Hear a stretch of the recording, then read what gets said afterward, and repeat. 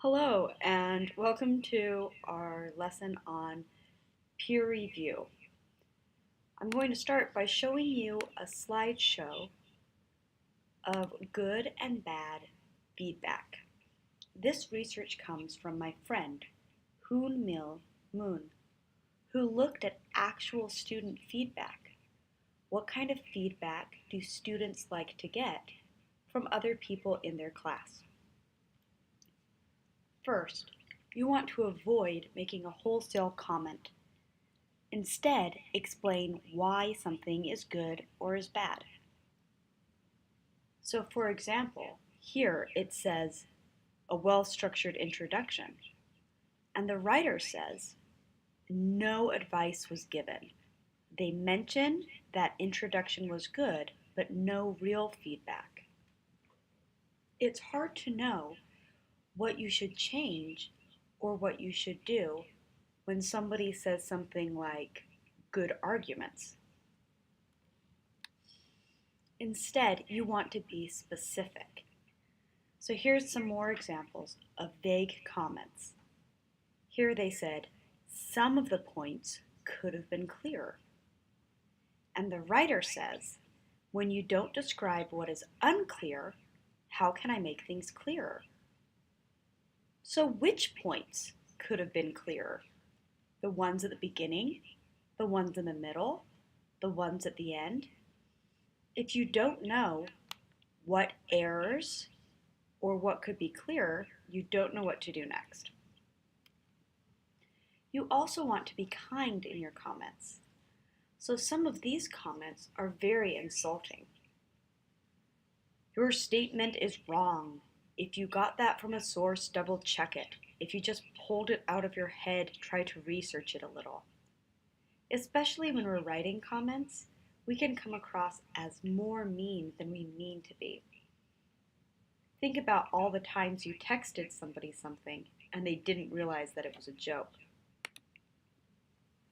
You also don't want to give what I like to call the "you go girl" comment.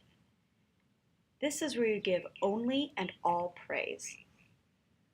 If you only give positive comments, the writer might say, had I only seen your comments, I would have thought my paper was perfect.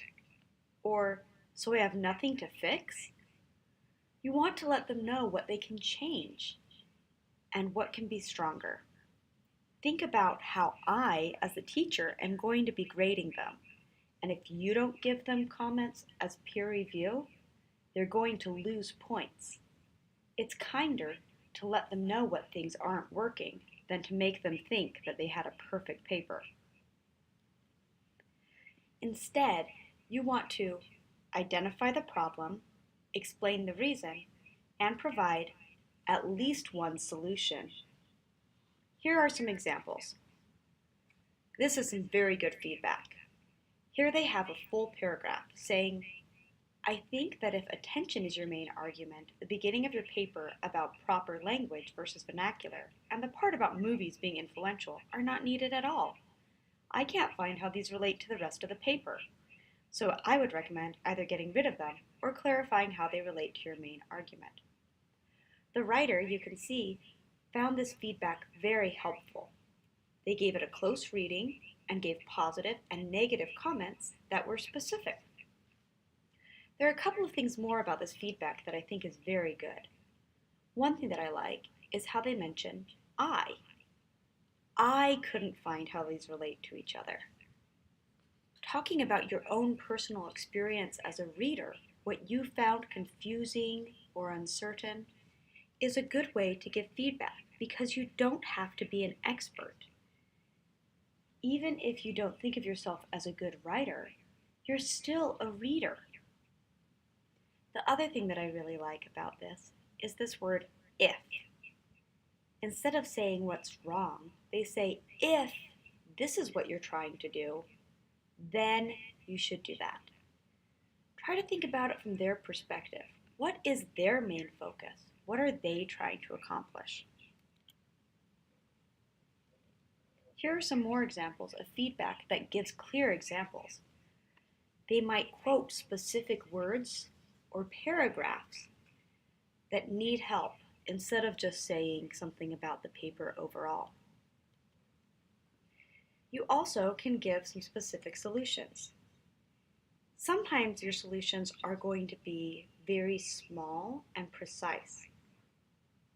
The title needs to be in quotations. The author does not need to be italicized. This is just explaining a grammar principle. Sometimes, though, you don't have one right answer. In this case, you're going to want to give more than one suggestion. Some paragraphs hang at the end. Try to make sentences at the end to either summarize or pinpoint to the importance of that paragraph.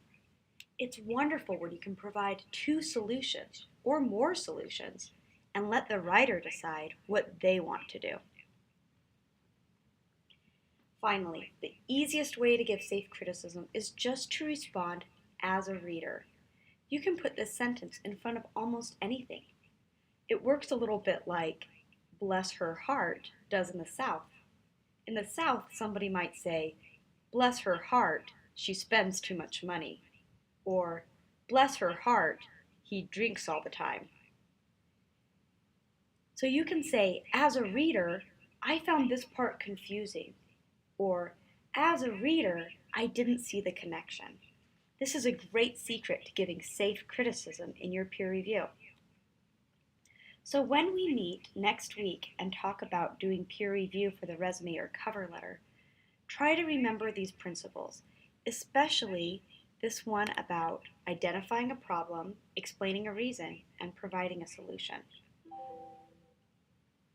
I'll see you next week, and I look forward to doing peer review with you then. Bye.